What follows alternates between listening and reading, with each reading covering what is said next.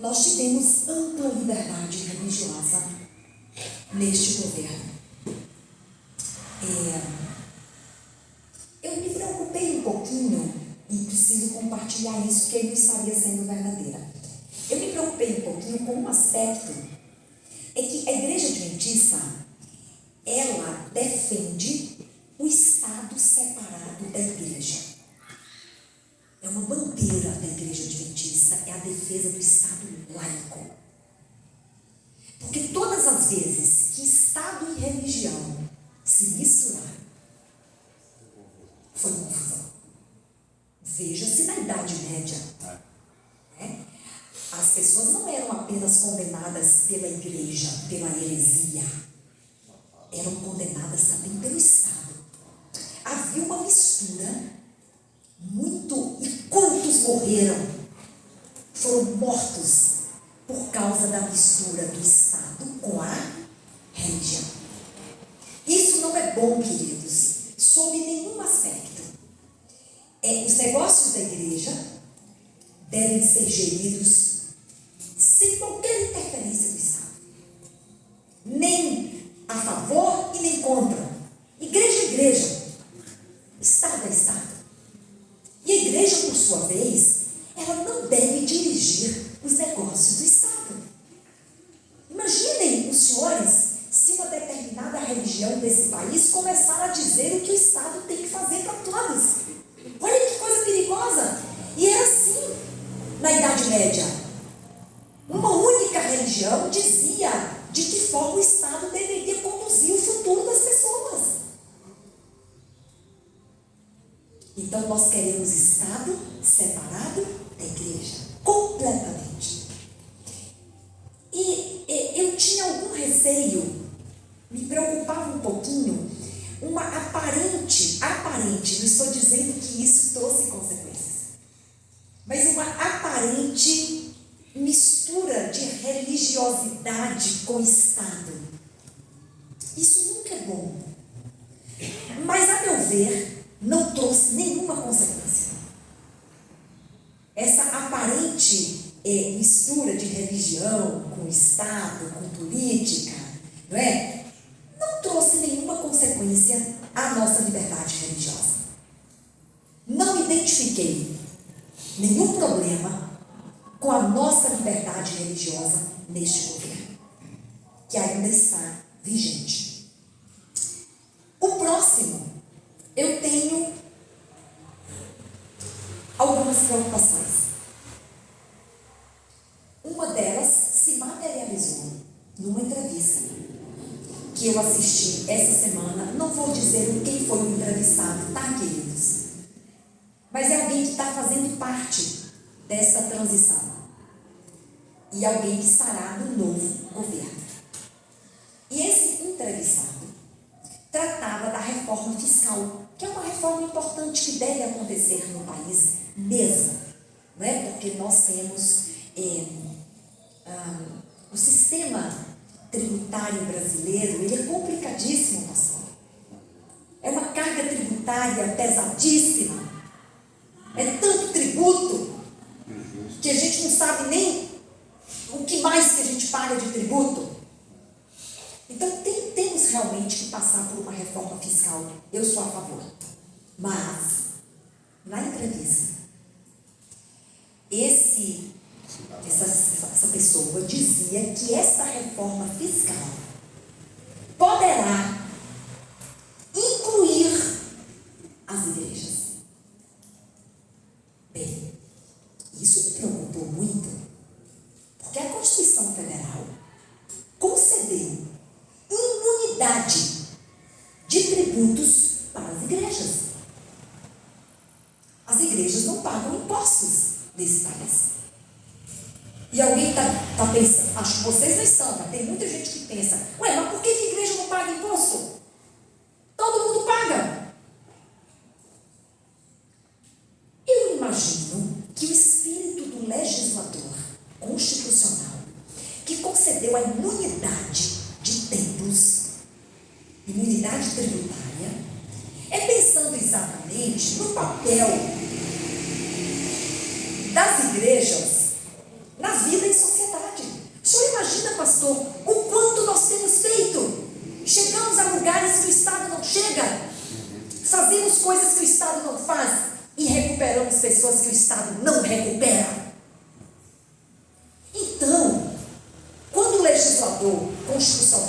concedeu a imunidade de tributos para as igrejas exatamente para que não haja nenhum embaraço, para que elas sigam com a... Porque existem templos que, se forem tributados, fecham suas portas, interrompem suas atividades, não têm condição de pagar os impostos que lhes são cobrados.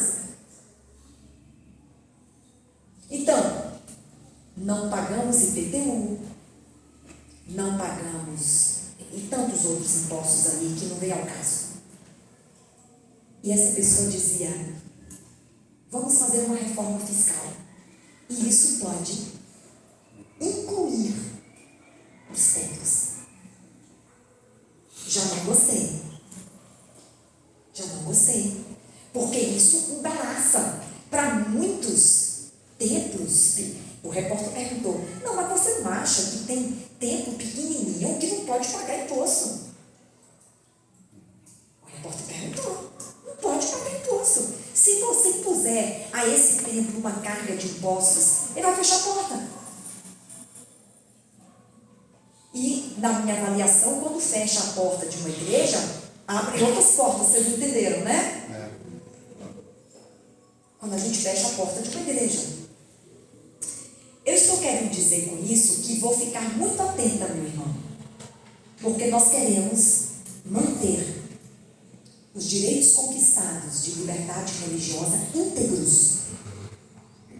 E me levantarei, se necessário for, numa eventual iniciativa governamental que nos retire qualquer dos nossos direitos à liberdade religiosa, me levantarei. Então, que o Senhor abençoe essa nação. Nós queremos ter e manter a nossa liberdade religiosa.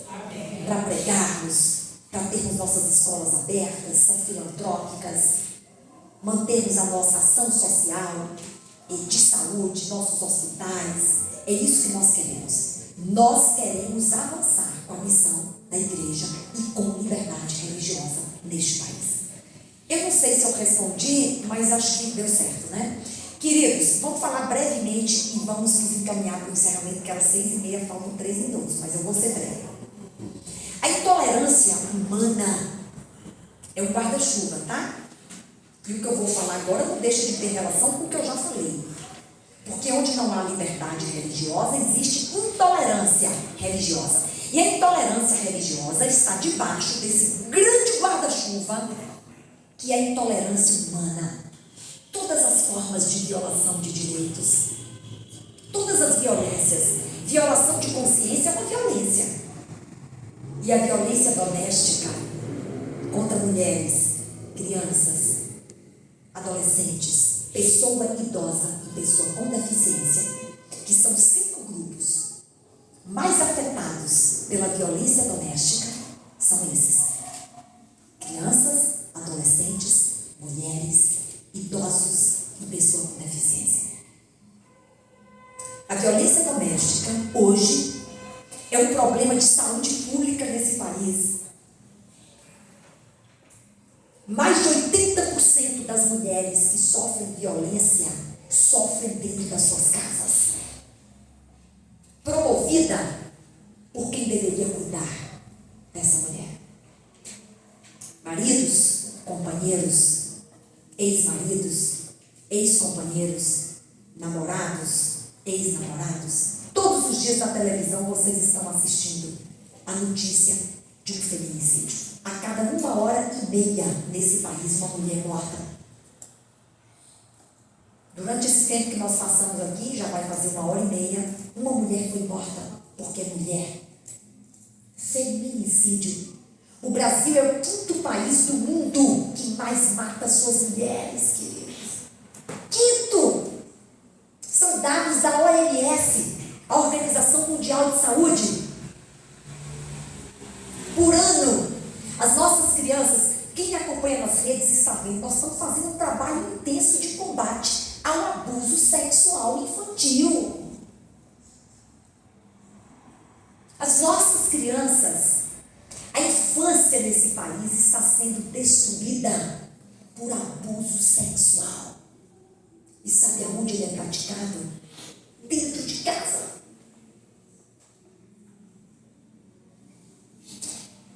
Por pessoas próximas, amigos da família, parentes que frequentam a casa.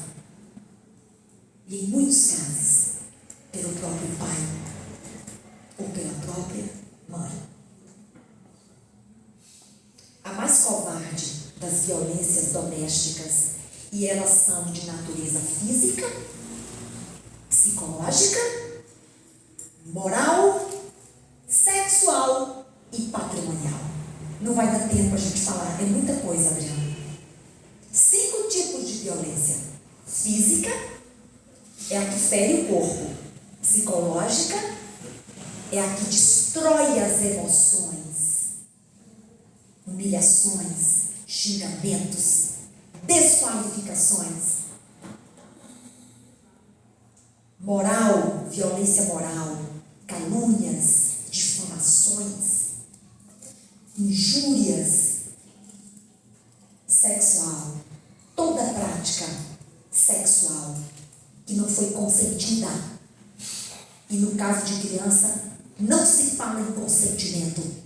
O corpo de uma criança é sagrado. Eu tenho falado muito, mas muito. Vocês sabem que eu tenho uma lei aprovada nesse estado de São Paulo. Glória a Deus por isso. Eu agradeço a Deus, queridos, que criou o primeiro programa de combate ao abuso sexual de crianças nas escolas públicas de São Paulo.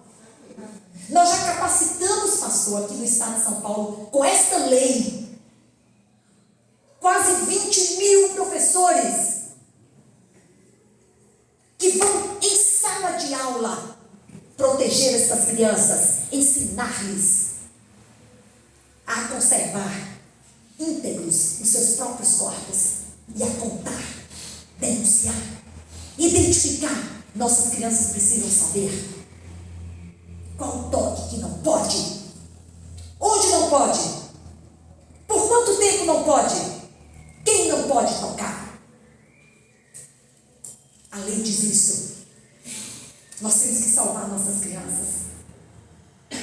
Abuso sexual tem consequências de difícil ou de impossível reparação. Um dia eu estava no salão de beleza. Eu vou pouco em salão de beleza. Por tempo e porque não tem muito cabelo para fazer muita coisa, né? Eu já corto assim para poder não precisar ir muito. Aí estava lavando o cabelo no lavatório, eu escutei uma conversa no lavatório ao lado. Então a moça se suicidou. Como foi isso? Suicídio? Uma contando para a outra. Ela foi estuprada.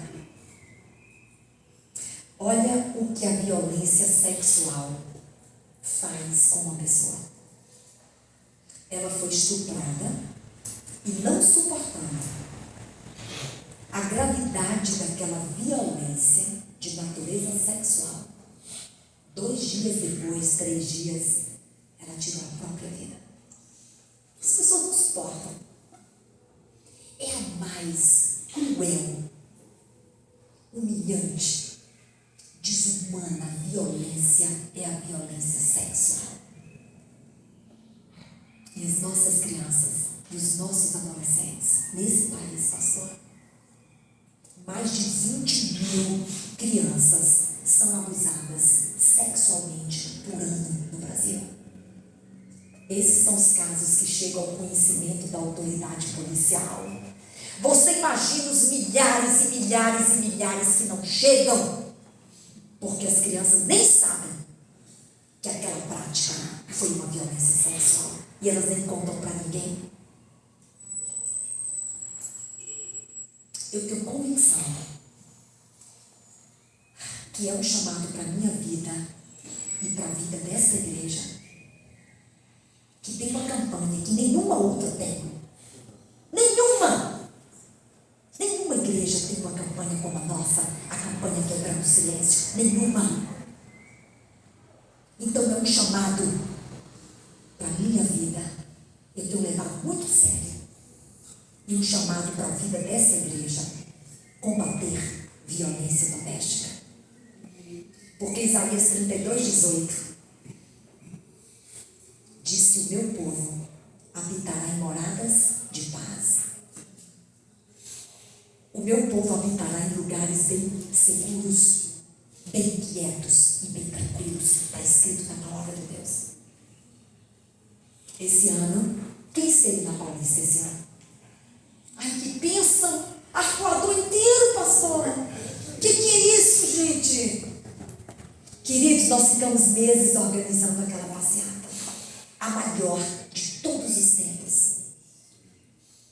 Eu estava numa emoção ali, porque eu falei: Senhor, nós estamos dizendo para esse estado que essa igreja se importa com a segurança das pessoas nas suas casas. Quando tudo acabou, e foi lindo, a gente estava esperando 4.000 pessoas. 4.000.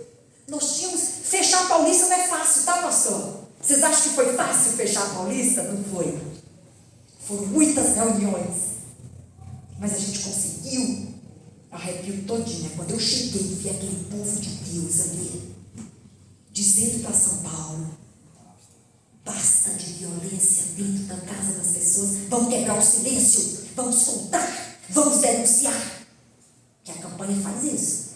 A pessoa tem que contar. Porque a única forma dela receber ajuda é quebrando o silêncio. Senão não tem como ajudar.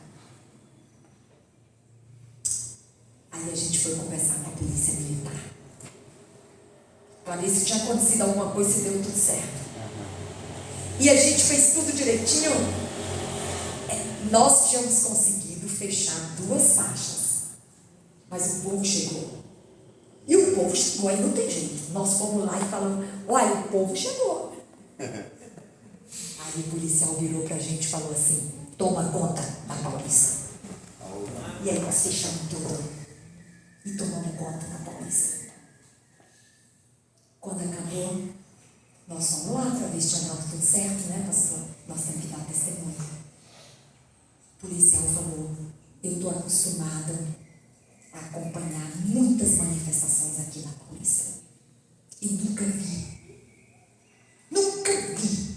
uma manifestação como essa. Não teve uma ocorrência, não teve um problema, não teve nada. Pacífica, útil, relevante, necessária. E eles entenderam isso. Então, queridos, violência contra a pessoa idosa. A cada 6 idosos no Brasil, um deles é vítima de violência na sua casa. E sabe quem promove essa violência? Na maioria dos casos, os filhos. Os filhos promovem violência contra os seus pais idosos. Sabe qual é a violência mais frequente contra os idosos? Física, patrimonial. O idoso recebe a aposentadoria, alguém vem, pega. Eu fui visitar uma casa de repouso, já tem um tempo, com a minha igreja central. E tinha uma senhora idosa, revoltadíssima. Ela falava assim: eu não pego no meu dinheiro. Não vejo a cor do meu dinheiro. Trabalhou, se aposentou e não vê a cor do dinheiro. E nós não estamos falando da negligência, do abandono, do não provimento das necessidades básicas, idosos morrendo em quartos, isolados na casa, com uma alimentação insuficiente, higiene precária, falta de banho, xingamentos. A cada 6 idosos, um sofre violência dentro da sua casa. E para irmos para o final, pessoa com deficiência. Quando eu assumi esse mandato, e eu faço o trabalho eu atendo vítimas de violência doméstica. um trabalho voluntário há muitos anos. Mais mulheres. Eu atendi mais mulheres ao longo desses anos, e são muitos, mulheres vítimas de violência doméstica. Mas a gente começou a compreender que os grupos são outros também, não são apenas as mulheres. E a pessoa com deficiência, eu comecei a fazer alguns estudos para buscar números, pastor. Como é que está a violência doméstica contra a pessoa com deficiência? Não tem. Não tem números. E aí nós lançamos uma cartilha, a primeira cartilha do Brasil. Primeira cartilha de combate à violência doméstica contra a pessoa com deficiência. A igreja agora tem um ministério, tá? Chama MAP, Ministério Adventista das Possibilidades. O indivíduo que é surdo, olha que covardia, violência contra o indivíduo surdo, que tem vamos dizer, uma incapacidade completa, não é, de se defender. O indivíduo que tem uma deficiência intelectual, ele nem entende. Minha mãe é professora aposentada e trabalhou muitos anos com crianças que na época a gente chamava de crianças especiais. Hoje é criança com deficiência. E minha mãe trabalhava com essas crianças. E havia na sala dela uma menina que tinha uma deficiência intelectual severa. Que história triste. Foi abusada sexualmente, engravidou de um abuso sexual e morreu no parto. Que tristeza, queridos. Incapaz de identificar a violência. Quem tem deficiência física é incapaz de fugir. Quem tem deficiência, já falei intelectual, quem tem deficiência visual. Eu fui fazer uma palestra no MAP, os eventos do MAP, do Ministério Adventista das Possibilidades. Quando eu me sentei, sentou do meu lado uma mulher jovem. Eu não percebi. Ela começou a conversar e ela falou, eu sou cega. E ela falou, doutora Damares, eu queria lhe agradecer, porque há 10 anos atrás eu assisti uma palestra sua sobre violência doméstica. Sabe por que eu sou cega? Meu marido mandou me matar. Eu estava na rua, ela já sofria violência doméstica. Não foi assalto. Alguém atirou nela. O tiro atingiu o nervo óptico. Foi na cabeça. Ela sobreviveu muito tempo depois no hospital, mas ficou cega. E ela falou, doutora Damares, aquela palestra me encorajou. Um dia eu arrumei minhas coisas e fugi de casa. Fui embora. Fui viver a minha vida. Hoje tem o meu cantinho, tem o meu dinheirinho. Não perguntei de onde veio o dinheiro dela, né, pastor? E eu estou ajudando outras mulheres vítimas de violência. Então, queridos, a violência doméstica contra a pessoa com deficiência é covarde. E a violência física deixa marcas. Esta é mais identificável no exame de corpo de delito.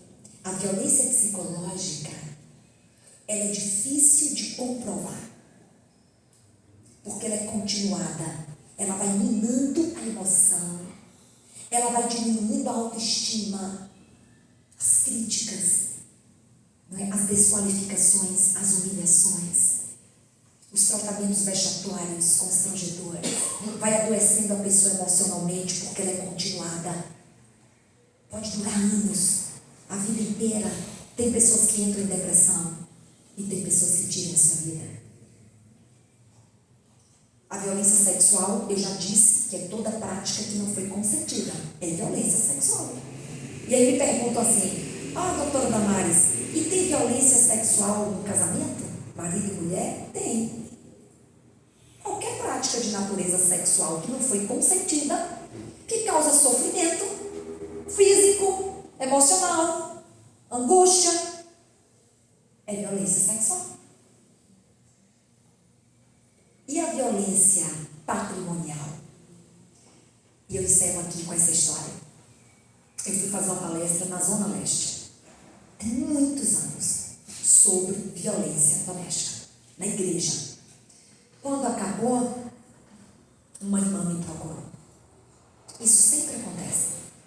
Mais de 70 anos de idade.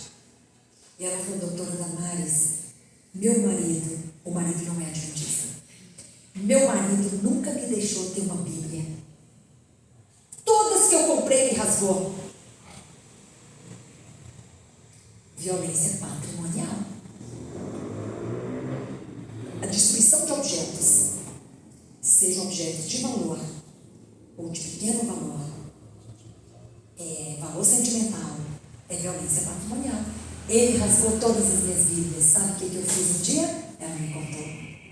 Eu comprei uma Bíblia pequenininha e guardei dentro da minha panela de pressão. Ele nunca encontrou. Ele nunca pensou que ela ia guardar a Bíblia dentro da panela de pressão. Mas olha que violência! Tem que guardar a Bíblia na panela de pressão porque o marido rasgava todas as Bíblias. Isso é violência patrimonial. Ele não batia, ele não xingava. Quer dizer, não sei se não xingava. Mas cometia. E às vezes a mulher sofre todas ao mesmo tempo: física, psicológica, sexual, patrimonial e moral. Tem muita história. Histórias tristes de pessoas que eu atendi ao longo desses anos. Mas eu encerro, queridos, novamente, convidando todos nós. As pessoas pensam: mas eu não sou advogado, como é que eu vou ajudar? Mas eu não sou psicólogo, como é que eu vou ajudar? Eu não sou médico, eu não sou. Não precisa ser ou ter essas formações profissionais para ajudar. Essa igreja tem um chamado, essa igreja tem material, essa igreja tem conteúdo, como ajudar. A gente precisa encorajar pessoas a denunciarem. A gente precisa pegar pela mão, se necessário for, e acompanhar uma delegacia. Eu já fiz isso. A gente precisa agora ter um boletim eletrônico. Vocês sabiam que agora não precisa mais ir à delegacia para fazer um boletim de violência doméstica? Fica a dica. Se você jogar no Google boletim eletrônico São Paulo, vai aparecer um link, você clica em cima, aparece um formulário super fácil e lá tem as formas de os crimes e tem violência doméstica. Você clica em cima, vai aparecer um boletim para você só preencher, marcando com a bolinha. No final você escreve do celular: qual é a violência? Eu preciso de uma medida protetiva. Aquele boletim vai para uma delegacia especializada que tem que tomar a medida. E você não precisa ir a uma delegacia, você pode ajudar alguém a fazer esse boletim. Mas precisamos quebrar o silêncio. A gente só consegue ajudar pessoas quando elas contam o que está acontecendo. E nós temos que encorajar, ajudar nossas crianças, ensiná-las o valor que o seu corpo tem. Eu faço palestra para criança pequenininha, é bem interessante. Não precisa você falar de sexo, porque as pessoas falam assim: não, isso é educação sexual, não pode falar disso. Eu não falo de sexo para crianças. Quando eu vou falar de violência sexual, eu não falo de sexo. A gente chega para as crianças e fala: eu gosto, a gente trabalha com semáforo, sinal verde, amarelo e vermelho. Então, eu pego na cabeça. Eu falo: aqui, todo mundo pode pegar? Pode, sinal verde. E aqui na boca? Pode pegar? Pode tocar? Não, não pode, sinal vermelho. E na mão? Pode pegar na mão? Sinal verde. na região aqui do tórax, no peito. Não pode, sinal vermelho. E aqui no braço, no antebraço, já está perto, sinal amarelo, cuidado. Falamos de sexo? Não. Mas estamos ensinando as crianças a guardarem o seu corpo. E elas têm que saber disso. Nós temos que ensiná-las. Porque às vezes a gente não está presente. Tem que ensinar a contar. Ter alguém de confiança. Gritar, se for necessário.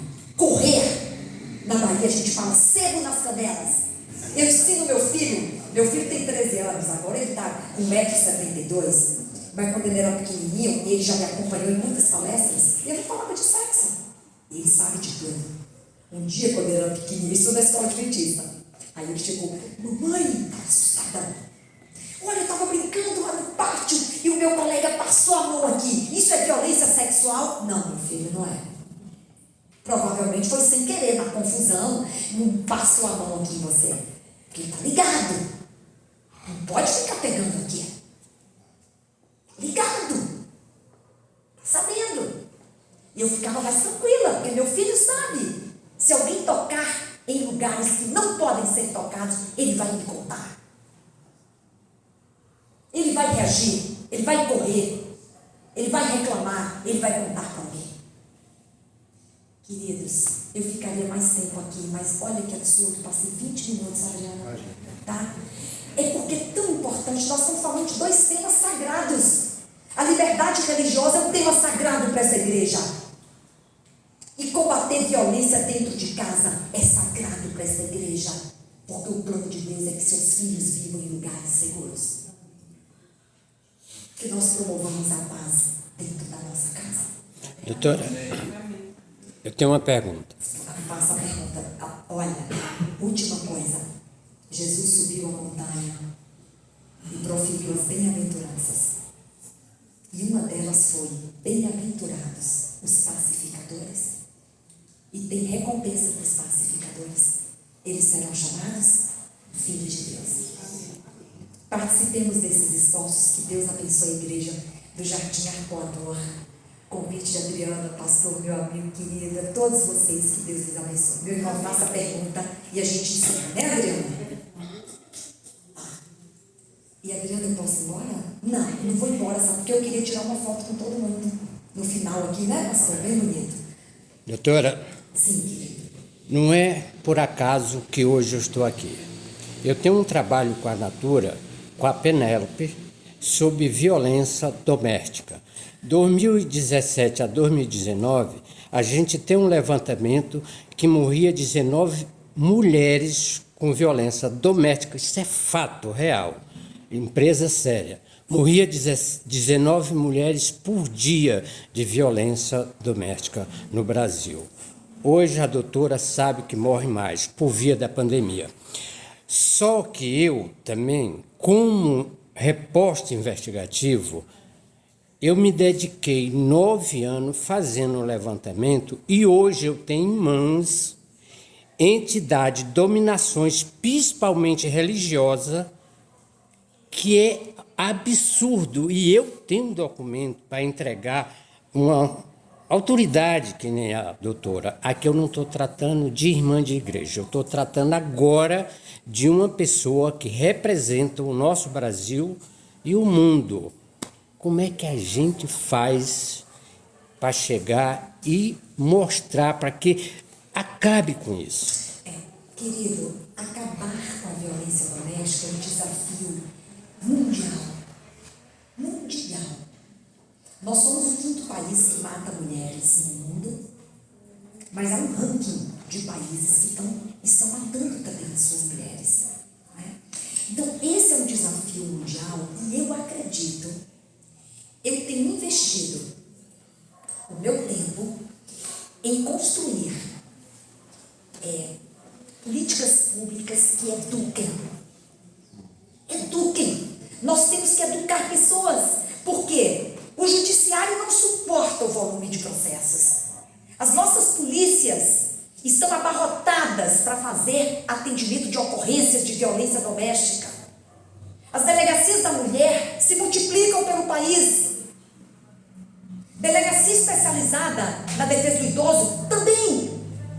Agora estou propondo na Assembleia Legislativa a criação da delegacia especializada em crimes contra criança e adolescente, porque não tem em São Paulo. Então veja, as políticas públicas são importantes e nós temos que fazê-las, quem tem possibilidade. Mas o mais importante, meu irmão, e é papel dessa igreja e das famílias e das escolas, é educar pessoas. É pacificar a sociedade, trabalhando o respeito uns pelos outros. O pastor Kedson da Paulistana me chamou e falou: Damares, eu acho que a gente tem que tratar os homens violentos. Eu concordo com ele. Porque os homens violentos, quando eles, por exemplo, cumprem a pena, se eles não forem tratados, se eles não forem educados a adotar uma nova conduta, eles voltam a fazer a mesma coisa. Mata uma, mata duas, mata três, violenta uma, duas, três. Então eu falei: pastor Kedson, vamos construir juntos um projeto que traga também esse caráter de recuperação, de tratamento de pessoas com vocação para a violência doméstica. Eu estou falando de duas coisas. Eu estou falando da atuação da autoridade policial, mas eu estou falando da educação. Eu acredito na educação de pessoas para transformar realidades. E nós investimos pouquíssimo na educação sobre esse tema. A gente educa para muita coisa, mas a gente não está educando a sociedade para as pessoas respeitarem umas às outras. E cada dia mais desrespeitosos nós temos ficado. Então, meu irmão, eu responderia dessa forma: eu tenho feito a minha parte e tenho provocado organizações e mesmo o poder público, não é, a reforçarmos o tratamento para este tema da violência doméstica. Então, acho que é o que eu teria para responder nesse momento para o senhor. Doutora, só para acrescentar, e tem uma dificuldade que é silenciosa, né? A violência doméstica é silenciosa, entre aspas. Por quê? Porque a mulher, a criança, às vezes não fala nada. Você não sabe, você vê a pessoa e fala assim: olha, ele é muito gente boa, ele é legal, ou quem que é, e às vezes não é. A pessoa está sofrendo violência doméstica. Eu tenho um caso que aconteceu e ninguém sabe, ninguém sabia, e ficou 20 anos sem denúncia.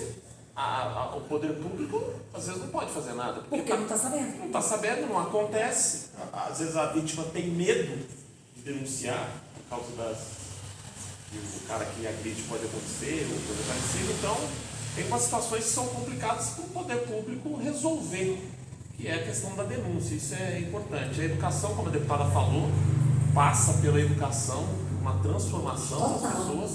O indivíduo que ataca, que é preso, e se ele não for tratado, ele volta e vai fazer a mesma coisa. Então, assim, é muito difícil de erradicar. E eu acredito, doutora, que as denúncias, elas existem mais hoje, mas ainda falta mais. Sim. Porque às vezes as estatísticas dizem um número e os números são maiores, mas como saber, né? Por isso que a nossa campanha, inspirada por Deus, ela se chama Quebrando o Silêncio. É preciso estimular as pessoas a contarem, ainda que não seja para a autoridade policial, mas contar para alguém. E esse alguém oferecer ajuda para quem romper o silêncio. Queridos, que Deus abençoe a todos. Vamos ouvir então uma música especial. E aí, Adriana, ao pastor falar a oração final.